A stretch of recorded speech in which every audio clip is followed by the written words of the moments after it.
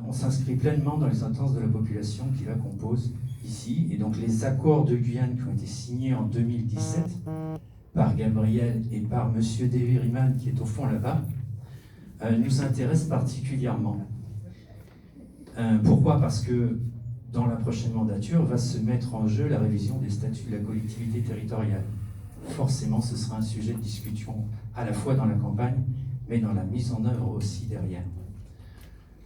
Bien sûr, la rétrocession du foncier à la population autochtone et aux collectivités était inscrite aussi dans les accords de Guyane.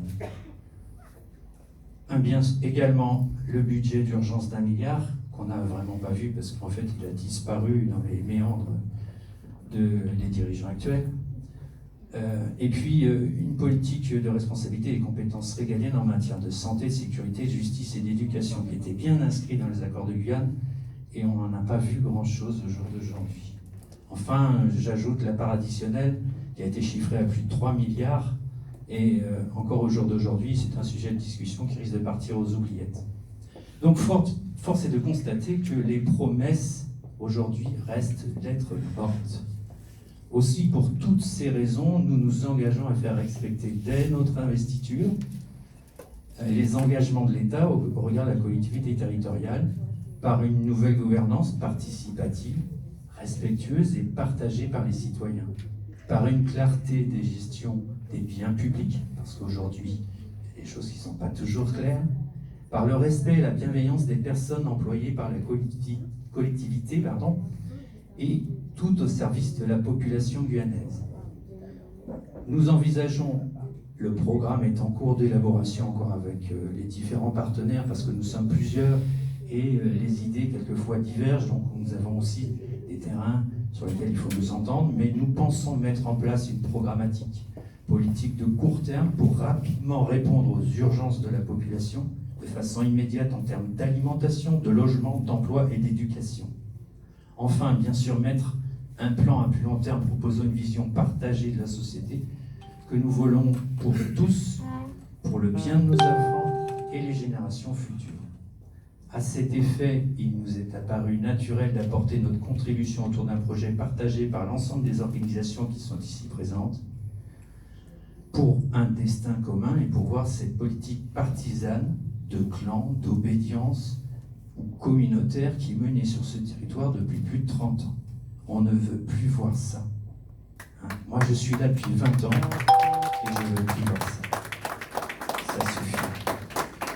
Donc, au jour d'aujourd'hui, nous engageons tous les citoyens qui ne sont pas inscrits sur les listes électorales à le faire. C'est ouvert jusqu'au 7 mai. Je vous invite, vous dans la salle, à inviter tous les jeunes qui ont 18 ans ou qui ont eu 18 ans dans l'année à aller s'inscrire sur les listes électorales pour pouvoir voter au mois de juin.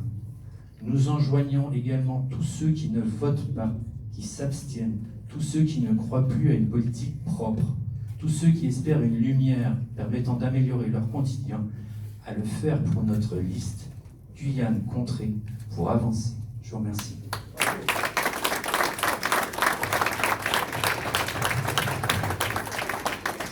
Merci Gilles. Donc c'était Monsieur Gilles Le Gall pour Génération S. Donc à travers les propos de Gilles, nous voyons bien ce que nous disions en début de séance. La Guyane Contrée pour avancer est formée d'hommes et de femmes qui aiment la Guyane, qui ont choisi la Guyane et qui portent un idéal fort pour le pays et pour la Guyane en particulier. Et donc, cet idéal d'humanisme, surtout, nous remercions donc Gilles pour son intervention et on retient aussi la nécessité de s'inscrire sur les listes électorales parce que nous devons faire face à l'abstention. Donc, sans plus tarder, j'appelle M. Zakiel Setoris pour la société civile.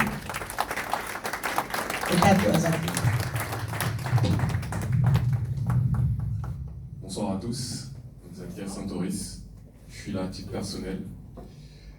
Donc pour vous expliquer un petit peu ma présence, je suis tout simplement quelqu'un qui a un seuil de tolérance et une limite d'acceptation en fait, des incohérences de politique de l'État qui est très vite atteinte.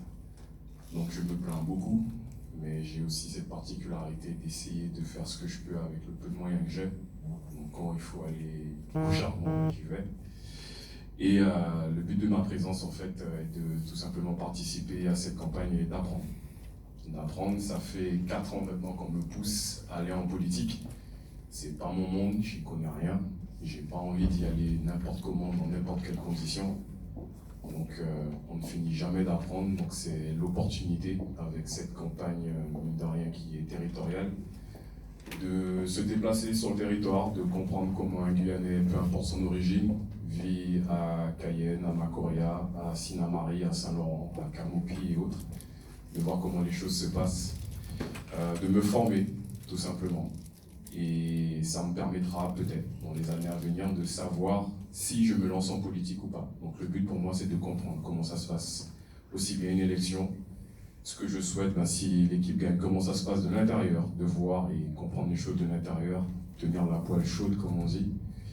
Et j'ai tout simplement rejoint M. Serville et cette équipe parce que c'est quelqu'un qui est comme moi, qui est de terrain, et ça c'est très important pour moi. 4 ans que je le croise. 2017 a été une année très forte et depuis le début je l'ai vu, jusqu'à très récemment encore. Donc ça c'est quelque chose qui est important pour moi, que je ne note pas du tout dans d'autres politiques.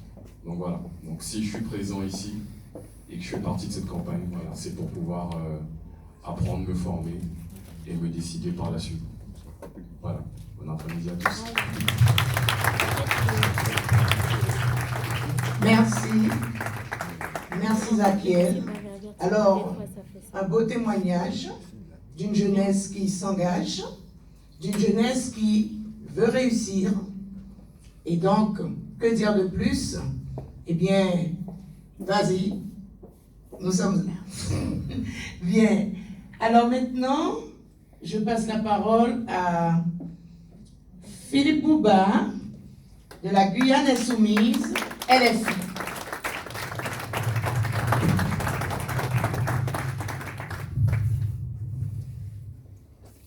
Bonsoir. Allô.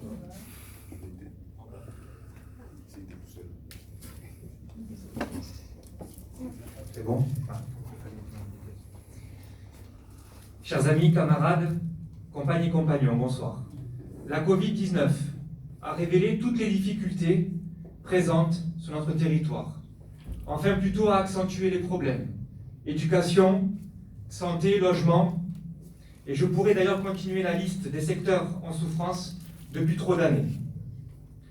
Le rectorat, l'ARS, l'AMG, la préfecture et la CTG ont été à nos yeux, pour la Guyane Insoumise, incapables d'apaiser la douleur de la population. En effet, les bonnes décisions n'ont pas été prises et nous avons pu constater, nous, les militants qui étaient impliqués dans la lutte contre la Covid-19 et pour des meilleurs moyens pour notre territoire, que ces personnes-là n'étaient pas à la hauteur, et ainsi on a pu voir donc cette panique incessante derrière ce coronavirus. Personne ne peut affirmer qu'il n'y a pas un avant et un après Covid-19. Cette crise sanitaire et sociale oblige que nous changions de logiciel, que nous fassions évoluer les stratégies politiques. C'est pourquoi les insoumises et insoumis de Guyane ont depuis des mois tout essayé afin que la gauche guyanaise et l'autonomie politique se retrouvent autour d'une même table. Nous avons été à l'initiative de plusieurs rencontres avec des partis politiques. Nous avons été de toutes les réunions unitaires, de toutes les cellules de travail. Mais force est de constater que derrière le rideau se déroulait une pièce de théâtre dont nous n'avions pas reçu un carton d'invitation. De ce fait, la charte qui devait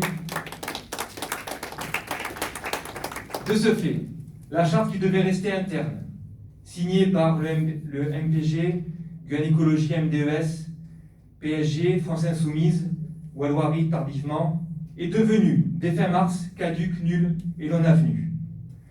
Des stratégies politiciennes ont déclenché de facto une cassure au sein de l'initiative unitaire.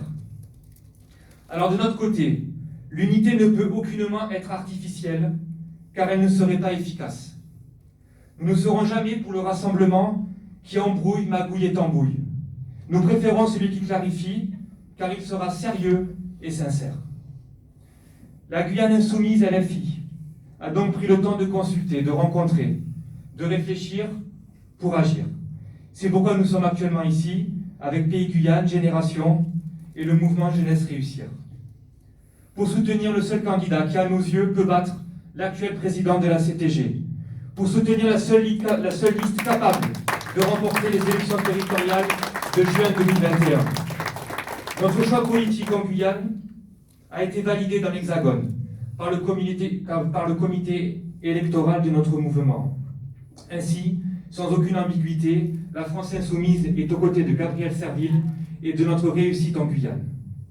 Notre mouvement se bat ici et ailleurs pour l'émancipation de la personne humaine, la justice sociale, la laïcité, l'écologie, l'harmonie entre les êtres humains et leur écosystème. Depuis trop longtemps, les politiques appliquent leurs lois sans se soucier de notre présence sur Terre, de notre bien-être et de nos besoins. Vivre dans la dignité en refusant la fatalité. Alors pour la Guyane, notre mouvement refuse le repli sur soi, le chacun pour soi. Nous voulons une Guyane solidaire, solidaire avec les défavorisés, solidaire avec les enfants qui, chaque année, ne sont pas scolarisés, solidaire avec les personnes qui n'habitent pas sous un toit décent, solidaire avec les gens qui ne peuvent pas être soignés dignement. Les réponses progressistes et humanistes seront la clé de la réussite guyanaise. À nous de les appliquer dès juin 2021. Alors maintenant, il faut s'unir, s'unir pour agir, agir pour réussir. Merci.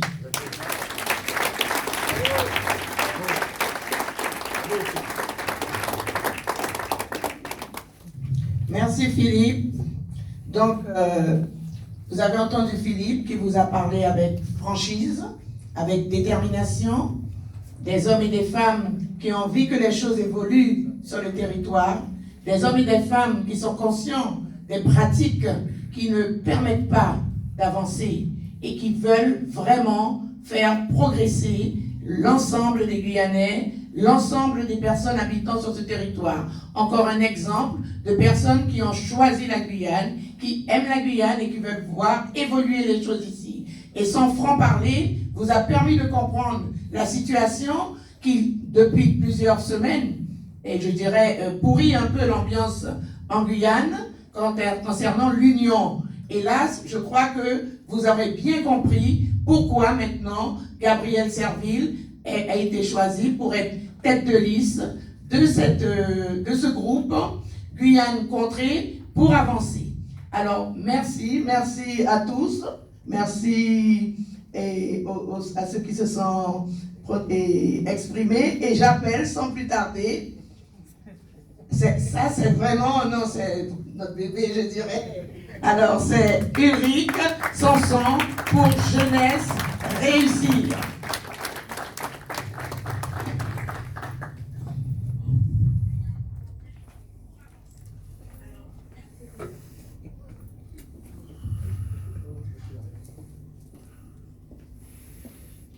Voilà, donc bonsoir à toutes et à tous.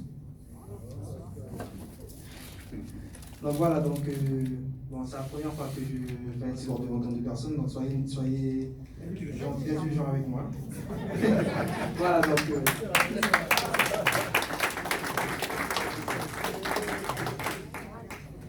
alors vous avez en face de vous ce soir un jeune qui est plein de tristesse. Plein de tristesse, mais plein d'amour aussi pour son pays, la Guyane. Le pays qui m'a pas vu naître, mais le pays, je vis Guyane, je mange Guyane, je respire Guyane, et j'ai appris à avoir un profond amour pour la Guyane, n'étant pas fort. Voilà. Donc, ici, le quartier est difficile, vu par certains comme un délinquant, un étranger. Mon souhait, c'est de changer l'image de la jeunesse guyanaise à ma manière. Voilà, de changer l'image de la jeunesse guyanaise à ma manière. Je me dis que si, n'étant pas né en Guyane, j'ai réussi à grandir, j'ai réussi, malgré le fait que j'ai passé les foyers, les familles d'accueil, que j'ai grandi à Cognola-Miron, qui n'est pas un quartier facile pour ceux qui connaissent, je me suis dit que, malgré toutes les péripéties que j'ai pu avoir dans ma vie, si je réussis à avoir un amoureux incommensurable, je dirais, pour la Guyane, pourquoi les autres jeunes comme moi ne l'auraient pas? Alors on se pose une question, on se demande pourquoi les jeunes ne votent pas? Pourquoi certains jeunes n'ont pas cet amour pour la Guyane? Eh bien moi j'ai la réponse. La réponse c'est que je vais apporter la réponse par ce que je souhaite pour la Guyane. Donc moi mon rêve, c'est que le petit Anglais, le petit Dominicain, le petit Brésilien, le petit Georgetonien, quelle que soit sa nationalité, celui qui est né en Guyane puisse être traité comme tout autre Guyanais.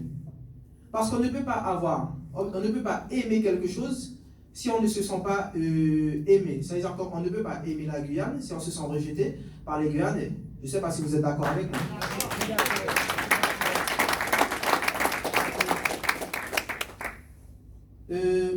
J'aime bien prendre cet exemple-là parce que j'ai un collègue, et M. Serville, il me semble, qui m'avait dit que, je ne sais pas si vous connaissez le collège Nonan. Le collège Nonan actuel, c'était l'ancien lycée Félix Éboué, pour ceux qui savent. Alors, comment ça se fait qu'il y a des générations de jeunes qui vont au collège, mais qui ne connaissent pas l'histoire de leur école? Comment ça se fait que tu es dans un collège et que tu ne sais pas qu'il y a des grands Guyanais, des grands noms qui sont passés par ce collège-là? Donc comment tu peux avoir... pour toi, tu vas juste à l'école, tu vas juste apprendre comme ça. Mais non. Si par exemple, tu vas au collège et qu'on te dit que, je ne sais pas, je vais donner des noms comme ça, Christiane Taubira, M. Serville, il y a Élie Castor. Alors, si normalement, lorsque tu sais que des grandes personnalités comme ça sont passées par le collège, mais l'idée qui te vient dans la tête, c'est de, ben moi aussi, je veux être peut-être demain un futur grand nom de la Guyane. Mais si tu vas dans un collège comme ça et on n'est même pas capable de t'expliquer l'histoire de ton collège, ben c'est qu'il y a un problème quelque part. On ne peut pas demander aux jeunes de s'investir. Si on ne leur apporte pas histoire et amour pour leur pays. Parce que le jeune dominicain, le jeune anglais, le jeune georgetonien, comme je vous le dis, ils se sentent rejetés, donc ils n'ont pas confiance en la politique et ils n'ont pas d'amour pour leur pays. Et il n'y a aucune raison qu'ils n'ont pas d'amour pour le pays parce que, comme je le dis, comme moi, ils vivent, ils mangent et ils respirent guyanais tous les jours. Donc, le fossé qui sépare la jeunesse et les adultes, mon but, justement, c'est de raccourcir ce fossé pour que la jeunesse actuelle puisse avoir confiance en la Guyane et ses dirigeants.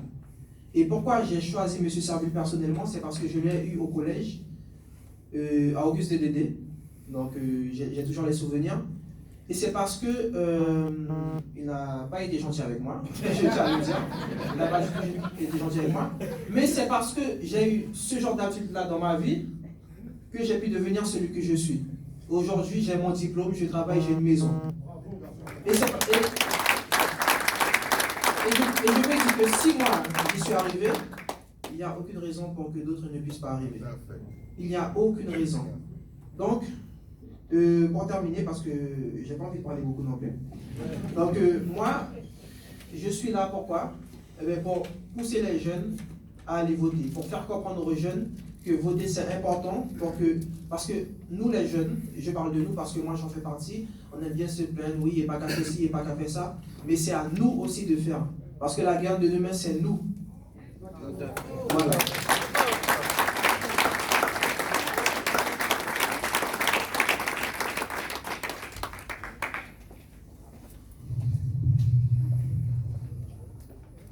Alors, un grand merci pour Ulrich Sanson, un exemple de jeunesse et d'intégration qui se mobilise, un exemple de jeunesse qui se mobilise, un exemple d'intégration et aussi cette volonté de faire vivre l'intergénérationnel.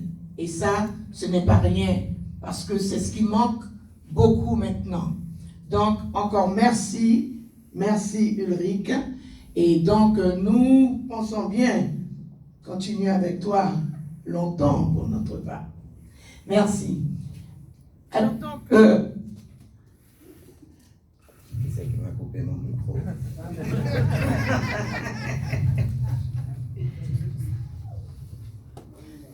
Donc, on vous a remis un petit flyer derrière lequel nous avons un petit mot que je vais vous donner, dont je vais vous donner lecture. Hisser notre Guyane au rang de carrefour mondial d'excellence. La Guyane, entre contraintes et opportunités, demeure à la recherche de son unicité plurielle et doit réajuster le rapport de force avec l'État, à qui profite notre faible participation citoyenne. Mais c'est loin d'être une fatalité. Nous pouvons renverser cette tendance comme un seul homme, grâce à une vision où tout le monde a à gagner. Parce que ça nous concerne tous, depuis notre prénaissance jusqu'à notre dernier départ. Et cette vision tire sa stabilité par 3 actions concrètes. Réenchanter le discours qui rassure et mobilise. S'approprier la gestion de notre foncier. Obtenir le réajustement rapide et nécessaire des dotations de fonctionnement au territoire. Enfin, la Guyane en grand avec Gabriel Serville qui viendra s'exprimer devant vous pour vous présenter ses motivations et vous dire la vision du groupe et les principales lignes, les directrices du projet. Ah, Gabriel, merci de nous rejoindre.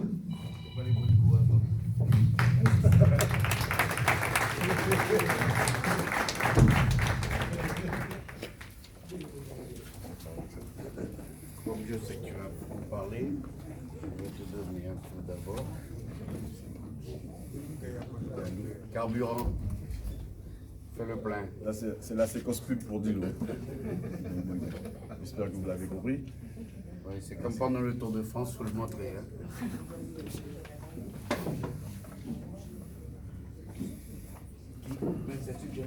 Non, mais c'est moi.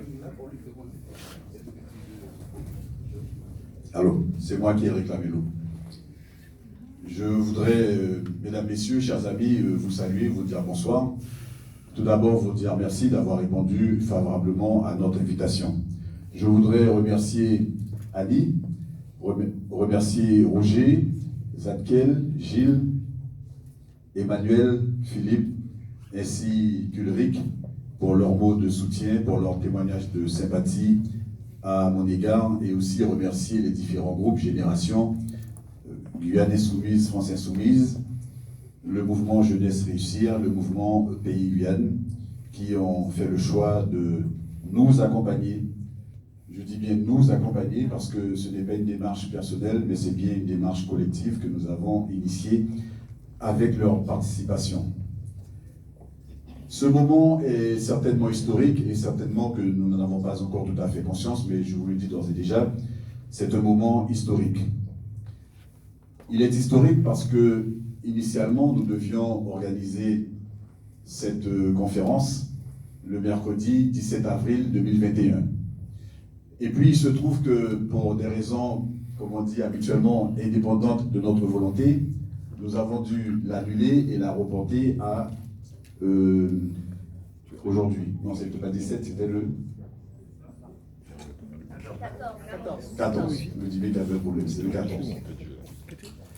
Et donc nous voilà arrivés au mercredi 21 avril, une semaine après. Alors je sais que pour certains d'entre vous, c'est une date qui parle, peut-être pour d'autres moins, mais il y a quelqu'un qui l'a dit avant moi. Vous vous rappelez ce qui s'est passé le 21 avril, il y a 4 ans de cela, nous étions en train de signer les accords de Guyane, qui était un véritable moment d'espoir. On espérait qu'à partir de cet instant, la Guyane allait prendre son envol. Et puis 4 ans après, aujourd'hui, nous sommes en train de faire un constat amer que les choses n'ont pas véritablement avancé comme nous l'aurions souhaité, puisque en plus, il y a cette crise sanitaire qui vient tout perturber et qui nous met dans une situation extrêmement difficile. Ça, c'est la mauvaise nouvelle de la journée que je voulais vous annoncer en préambule. Comme cela, ça me permet et ça nous permet de finir avec les mauvaises informations pour passer à des choses beaucoup plus intéressantes. Et donc, c'est pour cette raison que je voudrais vous annoncer 2 bonnes nouvelles.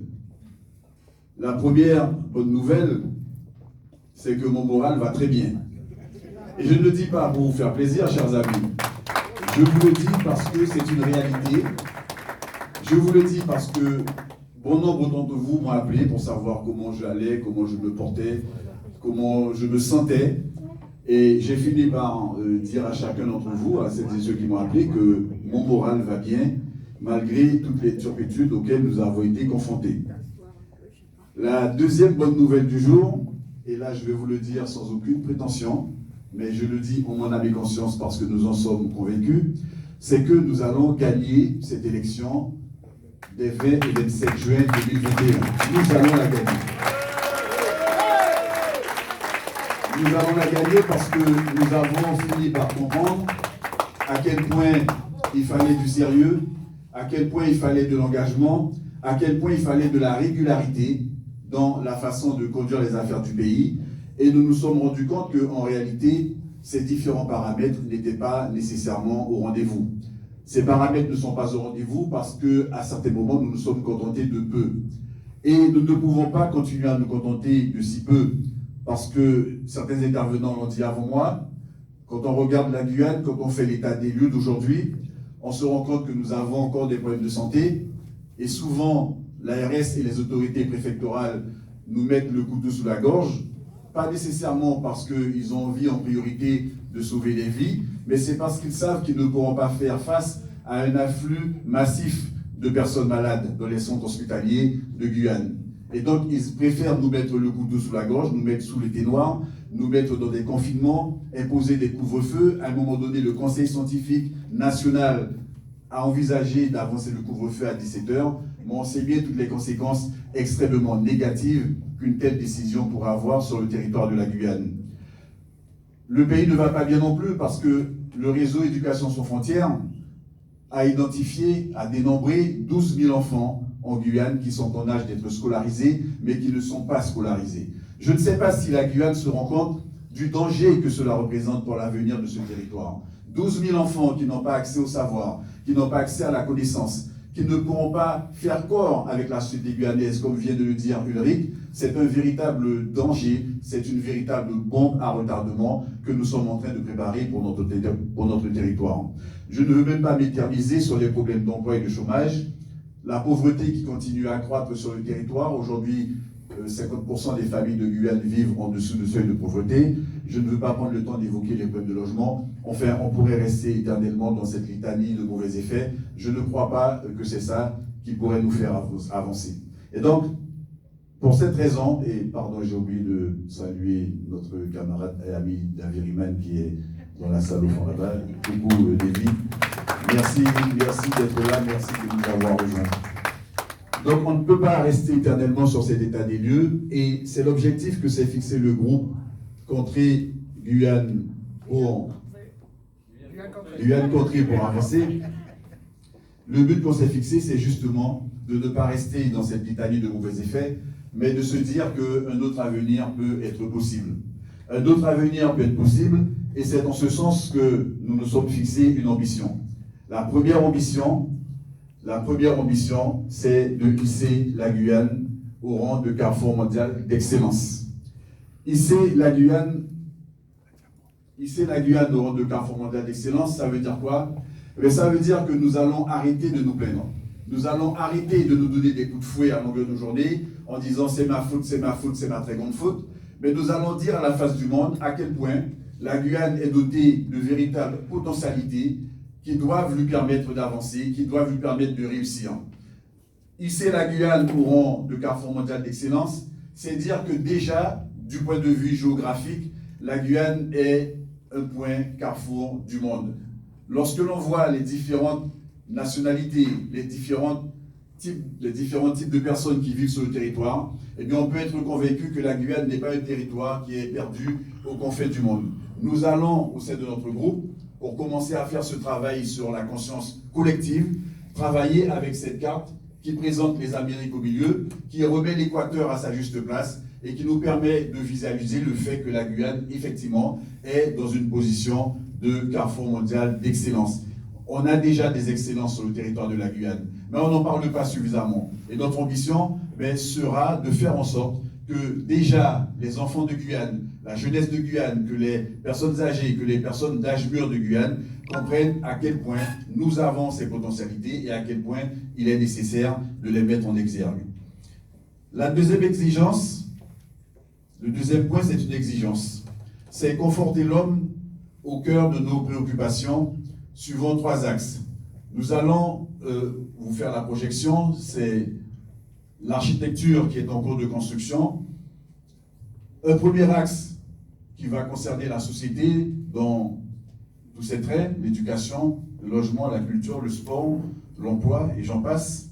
Un deuxième axe qui va concerner l'économie, commençons par l'agriculture, ça va passer par la biodiversité et ses possibilités, l'énergie, la recherche, le tourisme, la pêche, etc., le numérique. Et puis un troisième axe qui va concerner la gouvernance. Alors ce troisième axe, vous allez voir qu'il va coiffer les 2 premiers, parce que nous allons vous faire la démonstration dans le projet qui sera porté ultérieurement dans notre programmation, qu'il y a un certain nombre de points sur lesquels nous ne pourrons pas avancer, et ce n'est pas notre groupe qui le dit, ça se répète depuis très longtemps, qu'on ne pourra pas avancer sur l'emploi, on ne peut pas avancer comme on veut sur la culture, sur le logement, même sur l'éducation, sur la santé, si on ne règle pas un certain nombre de problèmes qui sont liés au cadre institutionnel de la Guyane. Ce n'est pas un hasard si depuis de très nombreuses décennies, un certain nombre d'élus ont travaillé sur ces différents points pour essayer de faire évoluer ce cadre. Mais il se trouve que nous avons énormément de difficultés à faire évoluer ce cadre parce que nous sommes confrontés au regard qui est porté par les technocrates parisiens qui ont beaucoup de difficultés à comprendre ce que sont les réalités de la Guyane. Ensuite, tu peux passer à la diapo suivante. Ce projet va s'appuyer sur 3 préalables. Ce sont 3 conditions que nous allons devoir réunir si nous voulons faire réussir les différents axes de notre projet. Le premier préalable, ça sera la maîtrise du foncier. Au sein du mouvement Pays Guyane, il y a quelque temps de cela, nous avions fait une démonstration que la propriété foncière aurait dû revenir à la Guyane depuis le Senatus Consulte de 1854.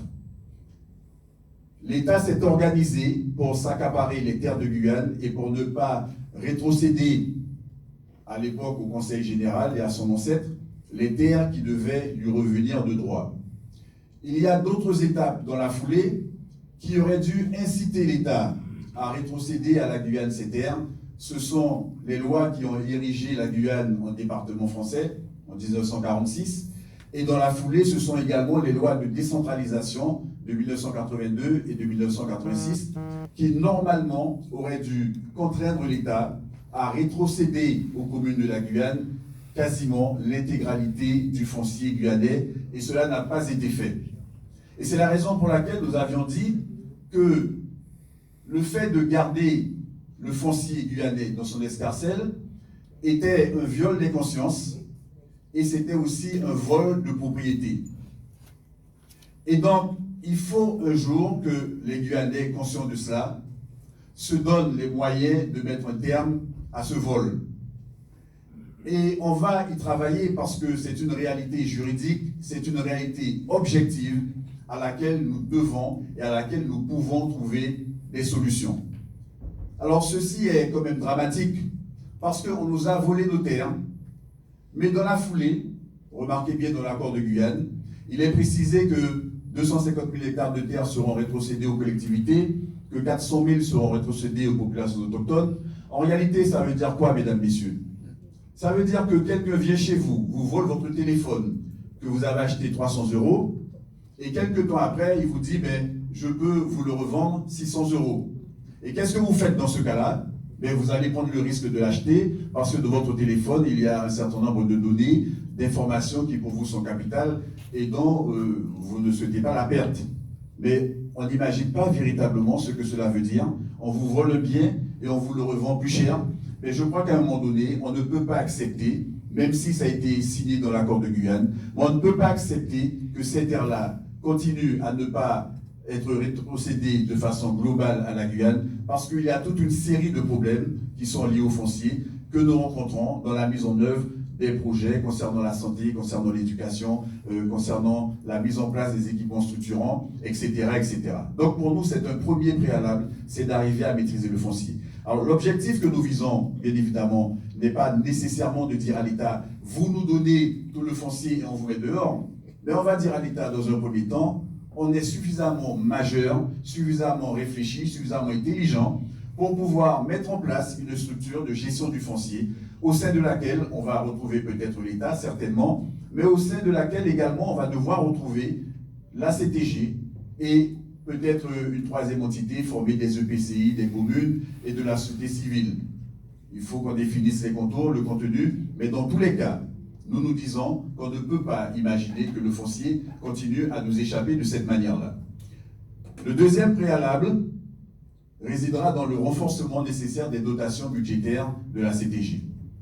Alors je le dis avec beaucoup de chagrin, parce qu'à un moment donné, dans le processus d'évolution statutaire, certaines personnes de la majorité actuelle ont tenté de nous faire croire que la Corse pouvait être un bon exemple pour la Guyane.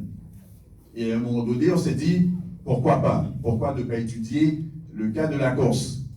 Et moi j'ai dit, étudions le cas de la Corse, mais allons un petit peu plus loin. Mais la Corse, c'est à peu près 330 000 habitants. C'est à peu près l'équivalent de la Guyane. L'INSEE nous dit qu'on est 300 000, mais on est tous persuadés que nous sommes plus proches de 350 000 que de 300 000, vu le nombre de personnes qui résident sur le territoire depuis des années et qui n'ont jamais été recensées. Donc, cette Corse qui a pu servir d'élément de comparaison, on va comparer le budget primitif de la Corse pour voir à quel niveau il se situe. Mais sachez que le budget primitif 2021 de la Corse s'élève à 1,2 milliard d'euros. Retenez bien ce montant, 1,2 milliard d'euros. Ce qui donne un ratio par habitant et par an pour la Corse d'environ 3 600 €. 3 600 € par habitant et par an. La Guyane, avec ses 300 000 habitants recensés, mais avec peut-être en réalité davantage, vote un budget primitif de 540 millions d'euros. Ce qui fait un ratio à hauteur de 1 700 € par an et par habitant, à comparer au ratio de la Corse. Je ne sais pas si vous voyez le différentiel énorme de près de 2 000 € par habitant et par an qu'il y a entre la Corse et la Guyane. Alors certains me diront peut-être que la Corse est plus proche de la France hexagonale, que c'est pour cette raison qu'elle arrive à avoir plus de touristes, plus de ceci, de cela. Je dis ok, soit. Mais fondamentalement, la Guyane dispose de bien plus de potentialité que la Corse pour se retrouver dans ces bas-fonds du classement, parce qu'on n'a pas suffisamment réfléchi à se doter des voies et moyens qui nous permettraient d'augmenter sensiblement notre dotation. Et donc, ça pour nous, c'est un préalable indispensable, parce que quelle que soit la personne aujourd'hui qui va venir devant vous et qui vous dira que dans 6 ans, dans 10 ans, elle va construire 10 lycées, 40 collèges, tant de centres de santé, tant d'hôpitaux de proximité, etc., etc., vous lui direz de notre part que si c'est avec un budget primitif aussi faible que celui qu'on a voté cette année, ce n'est même pas la peine d'en parler, ça sera faire des promesses illusoires qui ne seront jamais tenues. Et ça, il faut bien qu'on entende, il faut bien qu'on le comprenne. À partir de là, nous sommes en train de travailler à l'élaboration d'un schéma qui va nous permettre de sortir de ce niveau ric-rac, qui va nous permettre de mettre en place de nouveaux outils susceptibles d'augmenter de manière considérable les dotations budgétaires de la CTG, ces dotations qui vont nous permettre après de répondre aux aspirations de la population. Le troisième préalable, c'est l'amélioration du cadre institutionnel. Vous m'avez souvent entendu à l'Assemblée nationale parler, supplier, des fois dire des mots pas forcément gentils, à des ministres qui avaient du mal à comprendre ce que sont les réalités de la Guyane. Mais mesdames, messieurs, je vous le dis encore une fois, nous faisons partie de la dynamique qui cherche à faire évoluer le cadre institutionnel de la Guyane. Alors nous disons bien, l'objectif ce n'est pas de faire évoluer simplement, l'objectif c'est d'améliorer ce cadre, parce que toute évolution n'est pas nécessairement une amélioration. Mais nous, nous militons pour qu'on aille véritablement vers une amélioration de ce cadre. Et améliorer le cadre, eh bien, c'est pousser Paris à prendre conscience qu'en réalité, la Guyane, ce n'est pas la France.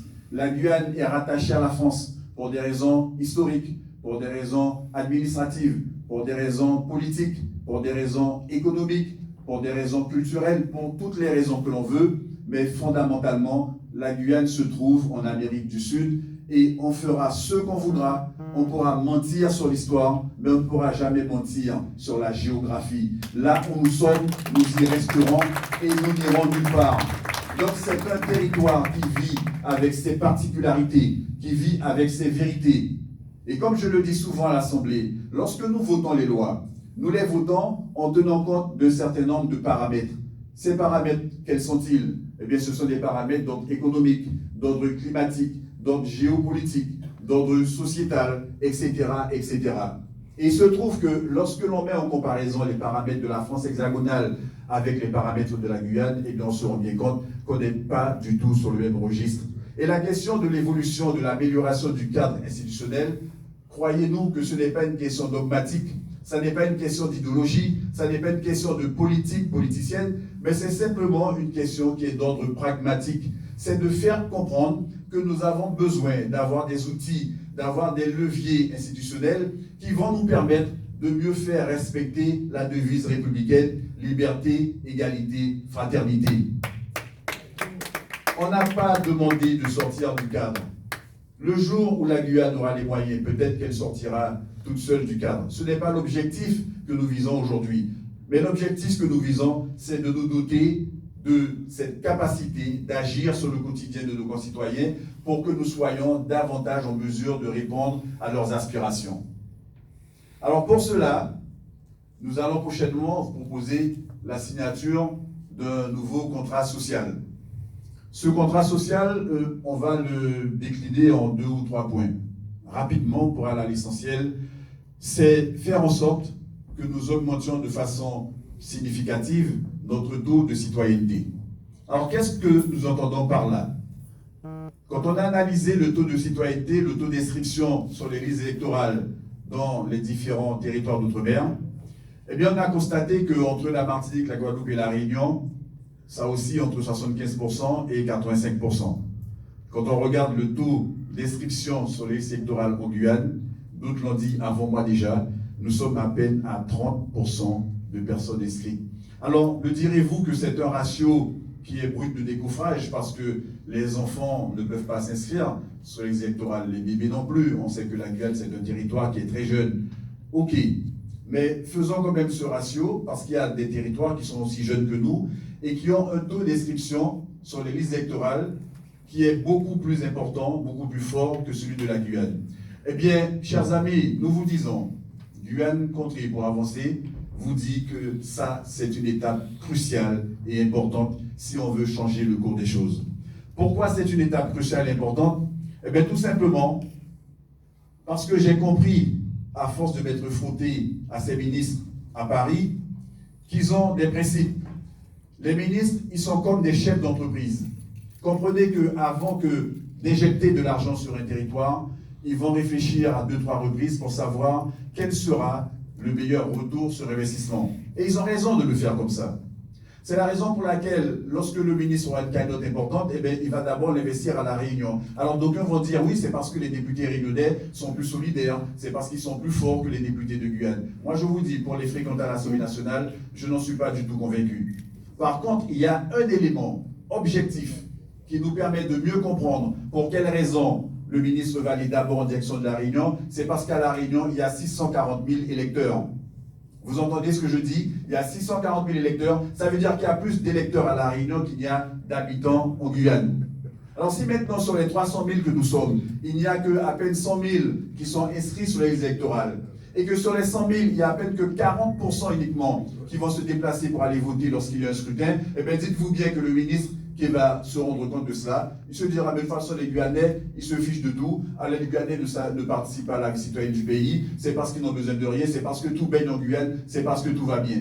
Et je crois qu'il est important aujourd'hui que vous allez dire à vos amis, que vous disiez à vos parents, à vos voisins, à vos enfants, dites-leur que c'est important que les Guyanais aillent s'inscrire sur les listes électorales pour pouvoir voter. Et quel que soit le choix qu'ils vont faire ce jour-là, qu'ils votent pour monsieur A, monsieur B ou monsieur C, ce n'est pas ça le plus important. L'important, c'est que, les personnes qui remplissent les critères puissent se rendre là où c'est nécessaire afin de s'inscrire sur les listes électorales et que les personnes qui sont déjà inscrites sur ces listes électorales fassent l'effort d'aller voter le jour du scrutin. Ça, c'est une force que l'on détient, dont on n'est pas toujours conscient, mais il faut que chacun d'entre nous comprenne que son bulletin de vote vaut un poids énorme.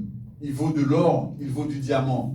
Et il faut que tout le monde soit conscient de cela. Si on n'est pas conscient de cela, on va continuer à faire comme on fait habituellement. Il y aura 2-3 personnes qui auront voté. On va continuer de la même dynamique. On va continuer à se plaindre, à se dire, mais oui, les choses n'ont pas changé, etc. Mais il faut bien que vous compreniez que Paris ne pourra respecter les élus de Guyane que lorsque les élus de Guyane auront été élus avec un pourcentage correct de taux de participation, pour pas qu'on nous regarde comme des gens qui ont été élus à la marge, qui ont été élus à la ramasse, ou dont l'élection ne pèse pas sur l'échiquier national. Pour nous, il est important que vous compreniez ce principe. Alors, ensuite, on m'a interrogé ce matin sur une radio, on me dit à quel moment on peut considérer que quelqu'un est intégré en Guyane. Mais j'ai répondu simplement, lorsque la personne aura conscience, quelle que soit là d'où elle vient, que nous sommes dans une vie en société, et que cette vie en société est organisée et régie par un certain nombre de principes. Il y a des lois, il y a des règlements, il y a le code de la route, le code du commerce, il y a toutes sortes de codes, et que ce qui est important, c'est que chaque individu au sein de la société s'engage vis-à-vis des autres à respecter ces principes de base. Donc, chacun aura des droits. Le droit à l'éducation, le droit à la santé, le droit à la sécurité, le droit à tout. Mais on va dire que en contrepartie, chacun va devoir aussi respecter ses devoirs et ses obligations vis-à-vis des autres membres de la société. Nous voulons vraiment partir sur cette base, une base de partage, une base de respect qui va nous conduire vers la réussite collective. Pour terminer, je voudrais vous montrer une image qui va vous permettre de mieux comprendre la dynamique et la cohérence que le mouvement Guyane Contrée pour avancer va mettre en place durant cette campagne électorale. Miguel, tu es? En attendant que l'image n'arrive, je voudrais faire appel à votre mémoire. Lors des élections précédentes, vous avez reçu dans vos boîtes aux lettres des petits prospectus, des projets, des différents candidats, des différentes listes en présence. Et rappelez-vous comment ces prospectus étaient fabriqués. Vous aviez une page qui parle d'éducation, une page qui parle santé, une page qui parle logement, deux pages qui parlent tourisme, une autre page qui parle BTP, une autre page qui va parler de santé, etc., etc. Une autre qui va parler de la pêche, une autre qui va parler... Et le problème, c'est que vous-même, vous le dites. Lorsque vous arrivez à la dernière page, vous ne voyez pas du tout le lien qu'il y a entre la première et la dernière. Et beaucoup de personnes nous ont dit, mais effectivement, c'est pour cette raison que nous ne voulons plus nous intéresser à la politique, pas parce qu'on considère que vous êtes imbécile, mais parce qu'on ne comprend pas ce que vous nous dites. Il y a des personnes qui m'ont dit, vos projets nous font penser à des catalogues de vente par correspondance. Vous vous rappelez ces catalogues de vente, la Route douce, la Route d'août, 3 Suisse Quell, etc., où vous avez des pages femmes, des pages enfants, des pages hommes, des pages électroménagers, et quand vous arrivez à la fin, vous demandez quel est le lien qu'il y a entre le début et la fin, mais en réalité, il n'y en avait pas.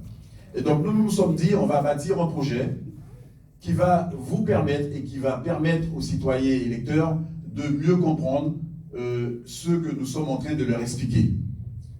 En clair, notre projet, plutôt que de vous présenter les sujets par thématique, on va présenter le projet par catégorie, par tranche d'âge. C'est-à-dire qu'il y aura une partie qui va s'adresser à l'enfant, une partie qui va s'adresser à l'adolescent, une partie qui va s'adresser à la jeunesse pleine, une partie qui va s'adresser aux adultes, et puis il y aura une partie qui va s'adresser aux personnes âgées qui sont pas loin de quitter ce bas monde. Alors comment est-ce qu'on va procéder tout simplement? Vous voyez que sur une seule page, on aurait pu dire voilà notre vision d'explication. Dedans, il n'y a pas tout, mais dedans, il y a à peu près l'essentiel. Et cet essentiel dit quoi? Par exemple, nous, on va s'occuper de l'enfant avant la naissance, pendant qu'il est encore dans le ventre de sa maman. L'idée pour nous, c'est de dire que un être humain ne peut pas naître, ne peut pas évoluer, ne peut pas être bien dans son corps, dans sa tête, si déjà, dans le ventre de sa maman, il n'a pas été conçu dans les meilleures conditions possibles. Et ce que nous allons dire pour l'enfant avant la naissance, eh bien, nous allons simplement le dupliquer pour la petite enfance, pour l'enfance, pour l'adolescence, etc., etc. Donc c'est pour ça que pour aujourd'hui, je voudrais simplement prendre le temps de vous présenter comment ça va se passer pour avant la naissance. Avant la naissance, l'enfant est dans le ventre de la mère. L'enfant a besoin de quoi? L'enfant a besoin que sa maman s'alimente correctement. Donc elle arrête de manger des poulets surgelés, bourrés aux hormones qui viennent de on ne sait où, qui ont été fabriqués dans des conditions qu'on ne sait pas, etc.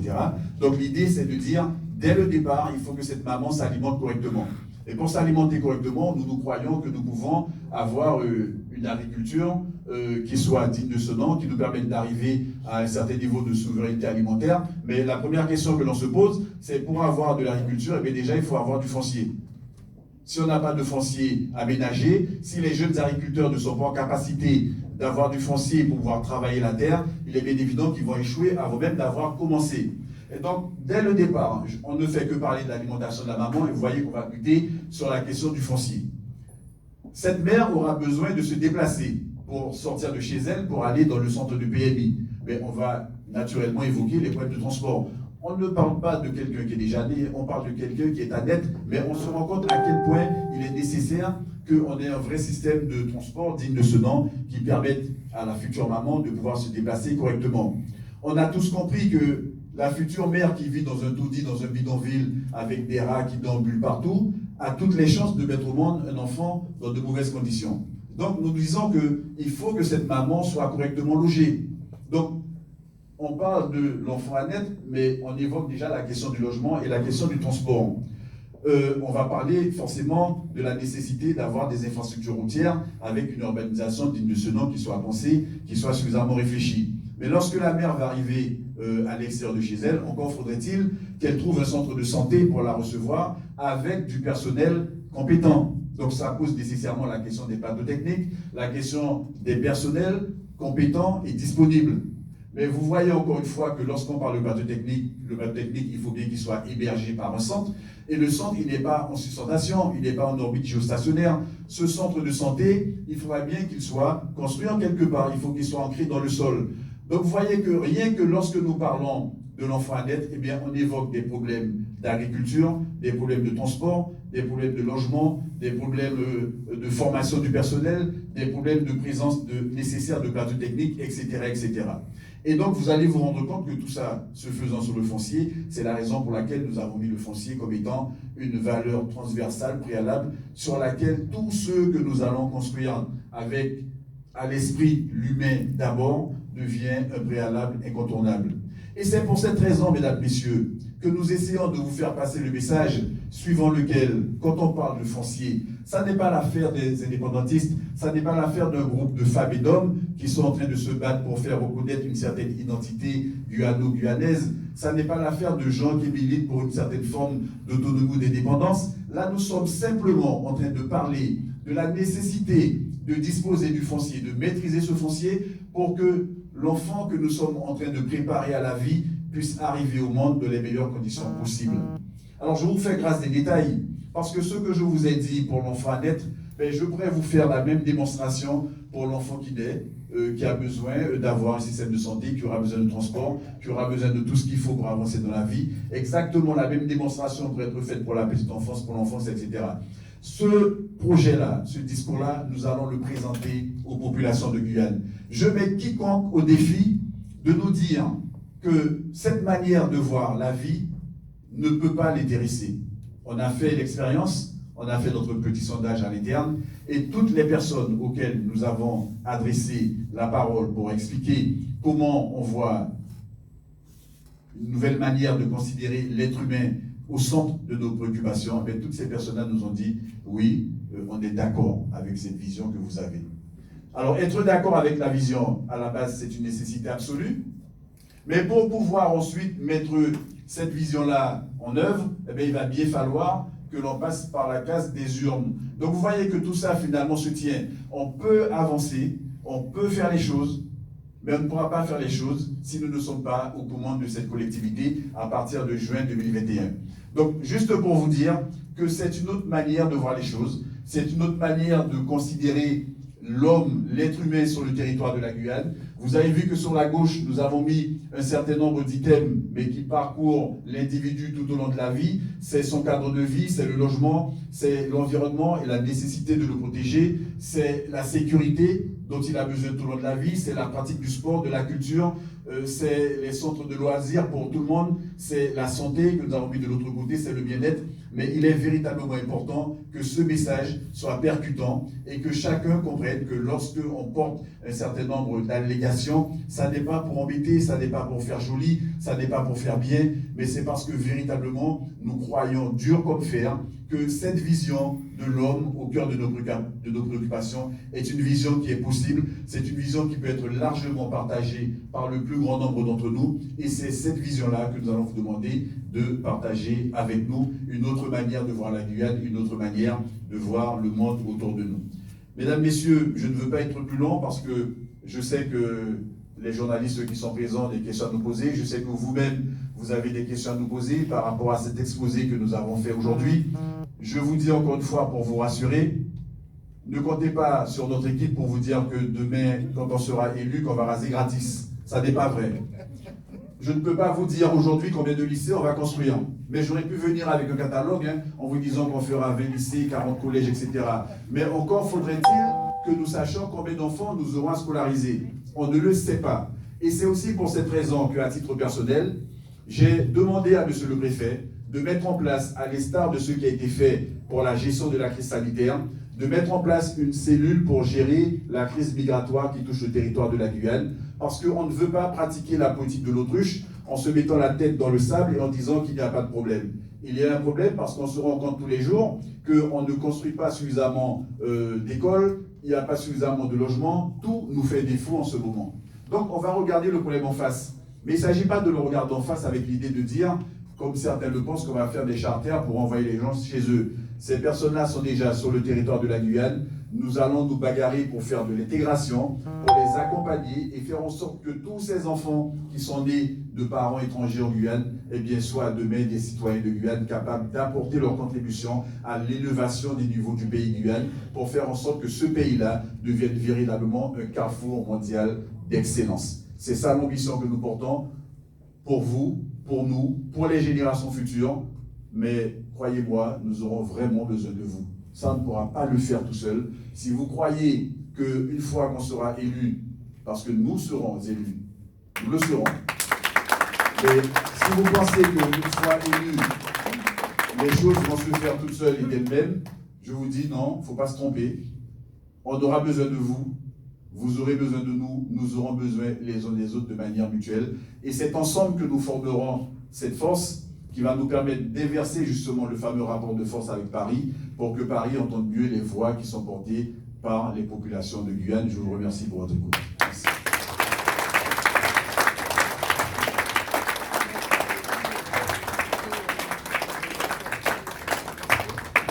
Merci Gabriel. Avant de passer la parole aux journalistes qui souhaitent